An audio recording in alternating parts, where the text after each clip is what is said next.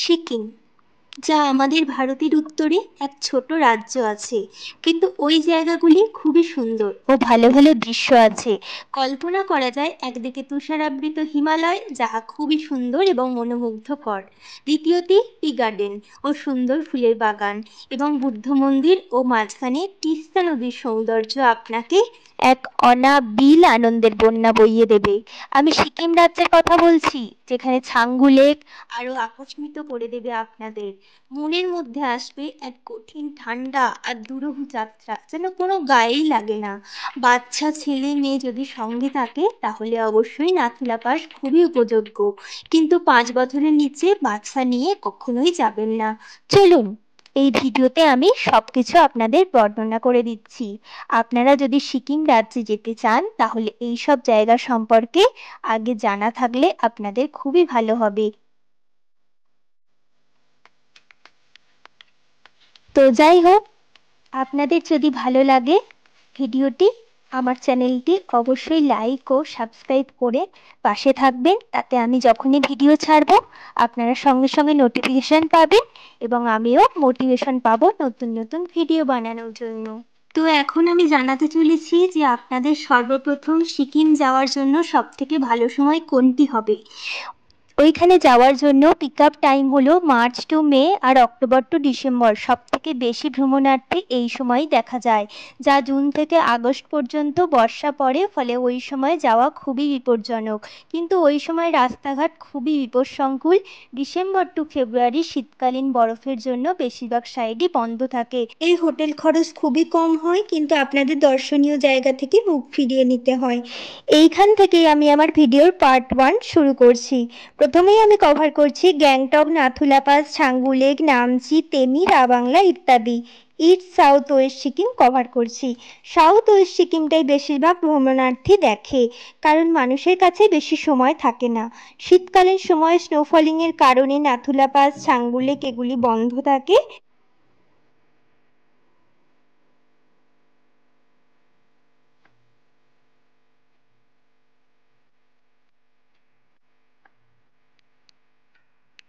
Day 1-এ আপনি পৌঁছে যাবেন সিকিমের ক্যাপিটাল সিটি গ্যাংটক। আপনি কিভাবে যাবেন? আপনি ট্রেনে করে পশ্চিমবঙ্গের নিউ জলপাইগুড়ি স্টেশনে নেমে আপনারা শেয়ার ট্যাক্সি, ক্যাব, বাস সমস্ত কিছুই অ্যাভেলেবেল পেয়ে যাবেন গ্যাংটক যাওয়ার জন্য। 500, 600, 700-র মধ্যে সমস্ত কিছুটাই পেয়ে যাবেন। একটি গুরুত্বপূর্ণ কথা, ভ্রমণ করার সময় আপনাদের যদি ভমিটিং টেন্ডেন্সি থাকে তাহলে অবশ্যই মেডিসিন সাথে রাখবেন,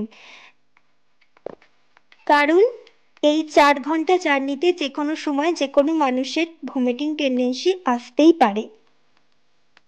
এখান থেকে প্রায় গ্যাংটক 5,500 ফুট উঁচুতে উঠতে হয়। গ্যাংটক পৌঁছানোর পর আপনি হোটেলে চেকিং করার পরে ওই দিন রেস্ট নিয়ে নেবেন। আমরা ছিলাম একদম এমজি মার্কেটের খুবই সামনের একটি হোটেলে।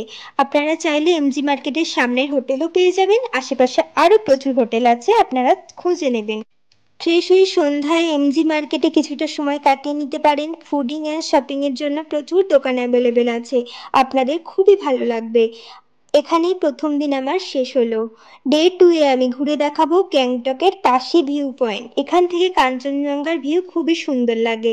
আপনারা খুব ভোরে গেলে যদি মেঘ এসে যায় তাহলে সুন্দর দৃশ্য থেকে বঞ্চিত হতে পারেন। গ্যাংটক থেকে নাথুলা পাস, ছাঙ্গু এগুলি ইস্ট সিকিমে পড়ে। পাশে ভিউ পয়েন্ট থেকে যেতে পারবে ছাঙ্গু লেক, বাবা হরভজন সিংজি মন্দির, নাথুলা পাস ইত্যাদি। এরপর নিজস্ব রিক্স নিয়ে পারমিশন করিয়ে আপনারা আরও 12,000 থেকে 14,000 ফুট উঁচুতে উঠতে পারেন। খুবই রিক্সি জায়গা, আপনারা রিক্স নিয়ে উঠবেন। নাথুলা পাস 14,400 ফুট উঁচুতে অবস্থিত ভারত চীন সীমান্তে। ওইখানে যেতে গেলে আপনাদের পাসপোর্ট সাইজ ফটো এবং আইডি প্রুফ দিয়ে পারমিশন করাতে হবে। ওখানে প্রচুর স্নোফলিং হয়, ঠান্ডা প্রচুর, প্রচণ্ড হাওয়া দেওয়ার ফলে স্কিন প্রচুর শুষ্ক হয়ে যায়। যে বিল্ডিংটা আপনারা দেখছেন ওটা চীনের বর্ডার, এদিকে আমাদের প্রিয় ভারতবর্ষ, মাঝখানে যে ওয়্যার আছে ওটাই বর্ডার। বর্ডারে কিছুক্ষণ থাকার পর আপনি যাবেন বাবা হরভজন সিংজির মন্দিরে, যিনি ভারতের একজন সৈনিক ছিলেন। ওনার পোস্টিং ছিল 1966 সালে নাথুলা পাসে। 2 বছর বাদে 1968 সালে একদিন ওনার ডিউটির সময় শৈত্যপ্রবাহ চলতে থাকে এবং একটি পাথর থেকে উনি প্রায় 2 কিলোমিটার নিচে পড়ে যান। ওই সময় প্রচুর বরফ পড়তে থাকে এবং বডিটা ঢাকা পড়ে যায়।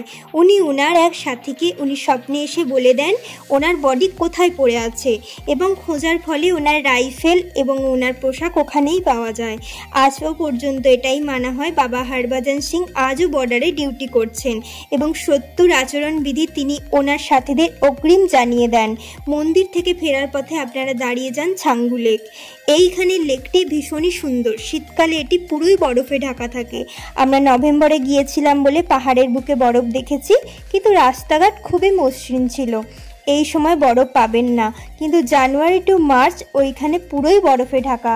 তো আমি আমার ভিডিওতে সম্পূর্ণ A to Z তুলে ধরার চেষ্টা করলাম। আশা করি আপনাদের আমার ভিডিওটি ভালো লেগেছে। ভালো লেগে থাকলে আমার চ্যানেলটিতে লাইক এবং সাবস্ক্রাইব করে নতুন নতুন ভিডিও দেখার জন্য আমার পাশে থাকুন। ইওর প্রতীক্ষা লাইফস্টাইল ব্লগে আরও নতুন ভিডিও আসতে চলেছে। থ্যাংক ইউ সো মাচ সবাইকে আমার ভিডিওটি এতক্ষণ ধরে দেখার জন্য।